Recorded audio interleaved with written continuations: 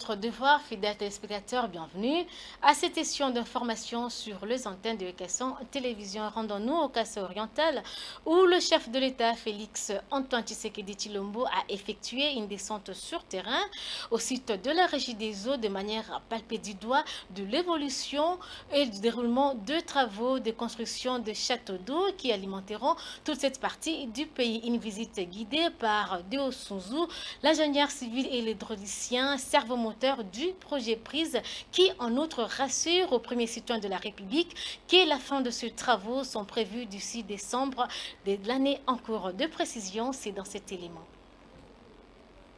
C'est dans les soucis d'améliorer le quotidien de la population dans l'espace Grand Kassai, précisément dans le domaine d'approvisionnement en eau potable, que le projet Prise, sous financement de la Banque africaine de développement, BAD en sigle, exécute le travaux au mini-centrale thermique des Bakwakapanga à Mbujimayi. À la tête de ce projet, le coordonnateur national, l'ingénieur hydraulicien spécialiste en eau potable et assainissement, Deo Sunzu. C'est dans cette optique que le premier citoyen de la République démocratique du Congo, Félix Antoine Tshisekedi Tshilombo, a effectué une descente jeudi 27 octobre 2022 en lieu et place en vue de s'imprégner de l'évolution de travaux. À son arrivée, le chef de l'État, surpris de la vitesse et de la qualité de travaux, haussa la tête d'un regard très satisfaisant. Juste après, les explications que lui a fournies le coordonnateur national du Sunzu sur l'évolution du travaux,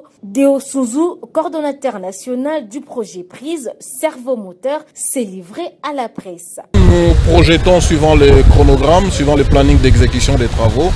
Il est prévu pour ce mois de décembre normalement, mais seulement vous savez que la zone centre de la République démocratique du Congo, notamment les Grands Kassai, présente des aspects difficiles en termes de logistique.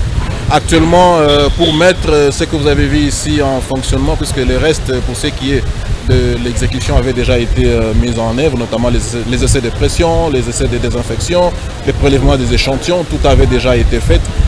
Ça va peut-être vous surprendre, il nous manque juste 40 mètres de conduite DN qui sont bloqués entre les Katanga et Mwenedit. Donc ce sont ces équipements et autres accessoires bien sûr qui nous sommes en train d'attendre pour enfin mettre en charge et distribuer l'eau à la population. Très bien, ce qui est fait ici, vous avez vu, nous avons surélevé des grands châteaux de 1450 mètres cubes chacun. Pourquoi on a surélevé? Parce que vous connaissez la difficulté d'eau potable dans la ville de Mbujimayi en termes, surtout pour ce qui est de l'énergie. Donc nous avons surélevé, nous avons construit des grands châteaux de 1450 mètres cubes. Nous allons réhabiliter un autre château d'eau qui est juste à côté de 1600 mètres cubes. Donc environ nous pourrions avoir 4500 mètres cubes de stockage uniquement pour la ville de Mbujimayi. Et à l'oreille du chef de l'État, la question qu'il m'a posée, c'est de savoir, vu la difficulté dans la zone, comment vous faites? J'ai dit oui, effectivement, nous avons des stratégies, notamment pour ce qui concerne la mobilisation des entreprises, le chronogramme qui est suivi régulièrement et aussi certaines mesures de gestion de contrats qu'il faudrait mettre en application pour éviter un peu de complaisance et éviter aussi à ce que les choses ne se fassent pas comme il est prévu. Et autre chose, c'est d'abord la présentation de l'ouvrage qu'il n'avait pas encore vu. Et ça l'a émerveillé. Promettre, la question c'est de savoir quand est-ce que je dois donner cette eau à ma population. Il a dit quand est-ce que je dois donner cette eau à ma population. J'ai dit Excellence, si les efforts sont fournis, votre accompagnement, l'accompagnement du gouvernement bien sûr, pour l'acheminement des conduites ici dans la ville de Mbujimayi, je crois que ce serait le meilleur cadeau pour le mois de décembre comme cadeau de Noël à donner à la population de la ville de Mbujimayi. Bon, respirer, je dirais oui, entre-temps aussi non, parce que vous savez, on ne respire que lorsqu'on fait la réception provisoire et même définitive. Le projet Prise, ce n'est pas que dans le volet urbain, comme vous le voyez ici dans la ville de Mbujimayi, nous avons aussi des difficultés, il faudrait les reconnaître, en milieu rural, notamment certaines entreprises qui sont des canards boiteux, et aussi certaines difficultés, parce qu'actuellement nous sommes dans la province du Sankourou, où nous sommes en train d'ériger aussi des travaux d'adduction en eau potable, donc de châteaux d'eau. Donc j'espère que pour nous, nous serons satisfaits totalement lorsque nous aurons remis l'entièreté de ces ouvrages, et j'espère bien à la population et par la gestion du gouvernement. Il s'y est dénoté que d'ici fin décembre de l'année en cours, la population de ce coin du pays sera desservie en eau potable. Un ouf de soulagement pour la population, un cadeau du Père de la Nation. Dans ce même chapitre, le directeur du cabinet adjoint du chef de l'État, Olivier Mondongué, a également effectué une visite d'inspection dans le même site, de manière à s'imprégner de l'évolution du travaux. Une visite qui s'inscrit dans le cadre de l'émergence ainsi que du développement des 145 territoires, un projet initié par le numéro 1 de la République démocratique du Congo, Félix Antoine Tshisekedi Tshilombo. De précision dans cet élément. Attendu jeudi 27 octobre 2022 pour la clôture du forum Makutano, le président de la République, Félix Antoine Tshisekedi Tshilombo, a prévu dans son agenda surchargé une visite également à la Régie des eaux, Mbuji-Mayi, lieu où s'effectuent les travaux depuis peu. Des travaux de 2 châteaux d'eau d'une capacité de 1420 mètres cubes.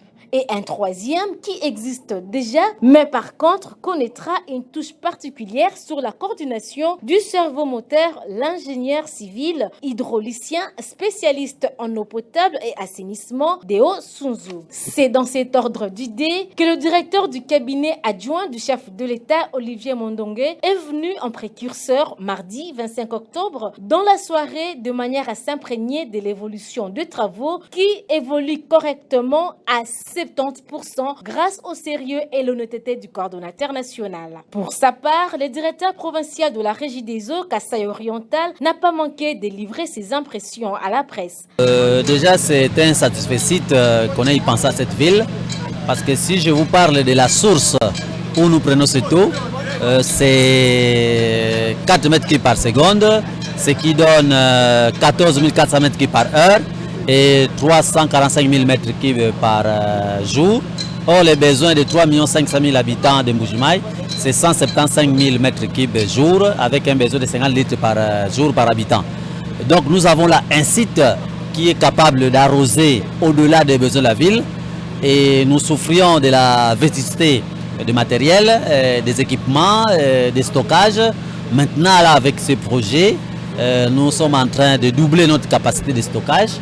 Et donc, c'est une grande joie pour la population parce que dès que toutes les conditions seront réunies, en tout cas, on va oublier les conditions de précarité des dessertes d'eau à Mbuji-Mayi. Avec ces ouvrages, c'est vraiment la solution parce que nous allons passer de 5 500 mètres cubes jour actuellement à 47 000 mètres cubes par jour.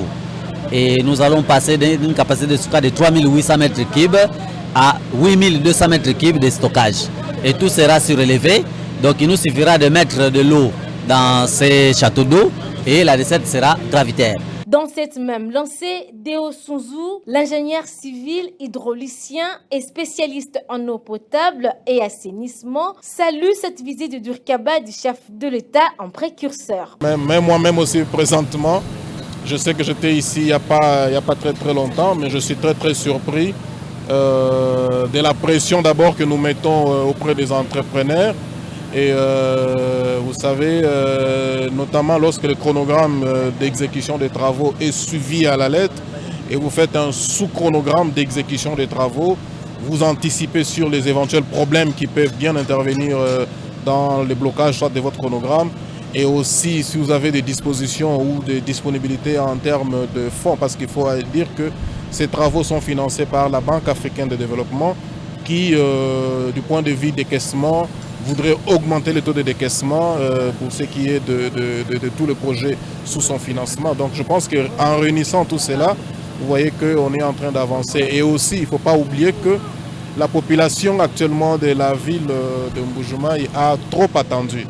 Donc il est important pour nous de ne pas encore de plus prendre beaucoup de temps pour remettre ces ouvrages à la population en vue de desservir la ville de Mbuji-Mayi en eau potable. Notons par ailleurs que cette visite du directeur du cabinet du chef de l'État s'inscrit dans le cadre de palper du doigt tout le chantier de l'espace Grand Kasaï dans le cadre du développement et de l'émergence de 145 territoires, initié par le chef de l'État, Félix Antoine Tshisekedi Tshilombo. Pour boucler ces chapitres, la population du territoire de Tchilengue au Kasso oriental va faire un ouf de soulagement et c'est grâce à la source Tchikalai qui alimente le château d'eau, œuvre du projet prise sous la coordination de Deo Sunzu, l'ingénieur civil et l'hydraulicien, spécialiste en eau potable et assainissement, servomoteur du projet prise qui matérialise en outre la vision du chef de l'État, Félix Antoine Tshisekedi Tshilombo. De précision dans cet élément. C'est dans le souci d'améliorer le quotidien de la population dans l'espace Grand Kassai, dans le domaine précisément d'approvisionnement en eau potable, que nous sommes dans le territoire de Tchilengue, dans la source Tchikalai. Cette source alimente le château d'eau, une œuvre du projet prise grâce à laquelle toute la population du territoire de Tchilengue sera desservie en eau potable. Un ouf de soulagement pour cette population. Le bénéficiaire, quant à eux, explique le problème dans lequel cette population était contraint de subir et salue l'initiative du chef de l'État, Félix Antoine Tshisekedi Tshilombo, qui se matérialise par le projet prise à sa tête, l'ingénieur civil hydraulicien spécialiste en eau potable Deo Sunzu. Mai batetu kuna mai anabala kwambwile kuishi mubisuku kwambula mai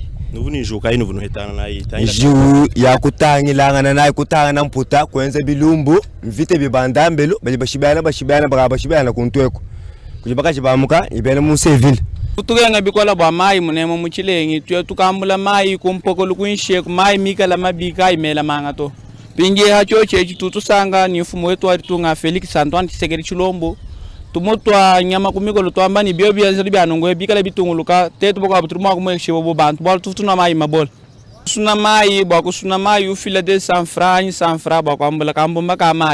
Pour sa part, le coordonnateur national du projet prise, le servomoteur, explique en outre quelques difficultés rencontrées dans l'exécution de travaux et la manière dont ils sont parvenus à contourner cela pour répondre favorablement à la demande de la population.